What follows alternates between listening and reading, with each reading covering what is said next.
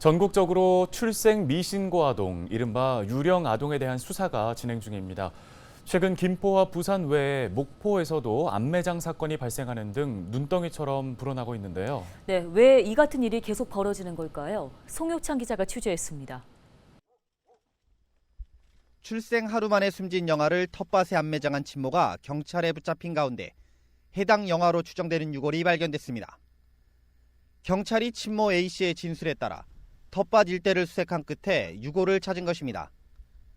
A씨는 지난 2016년 8월 7일 인천의 한 병원에서 딸을 출산한 뒤 다음 날 딸이 숨지자 장례 절차 없이 김포의 한 텃밭에 암매장했습니다. 이처럼 전국적으로 유령 아동에 대한 사건이 속속 드러나고 있습니다. 전문가들은 시스템 부재와 함께 낮은 처벌 수위를 주된 이유로 꼽고 있습니다. 굉장히 적은 처벌을 받고 있기 때문에 실질적으로 이제 법적인 문제, 그다음에 출생 신고 이 두 가지 문제가 가장 크다고 여겨집니다. 신생아의 부모는 주민등록법상 출생 1개월 이내에 신고를 해야 합니다. 하지만 이를 어길 경우 과태료 처분을 받을 뿐입니다. 산부인과 등 의료기관 역시 행정기관에 출생 사실을 통보하지 않고 있어 부모가 신고하지 않으면 알 수 없는 것입니다. 출생과 동시에 등록되는 시스템인 출생통보제가 필요한 이유입니다. 출생통보제는 의료기관이 아동 출생 정보를 건강보험심사평가원 전산정보 시스템을 이용해 시읍면장에게 통보하도록 하는 제도입니다. 또한 미혼모에 대한 대책 마련도 주문했습니다.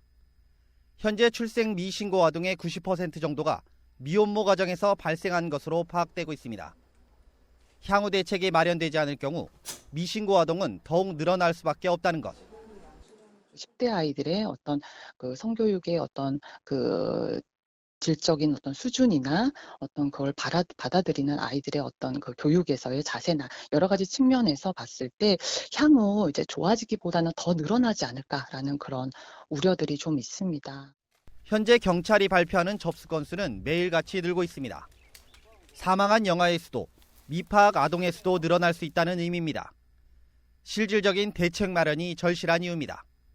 헬로티비 뉴스 송유창입니다.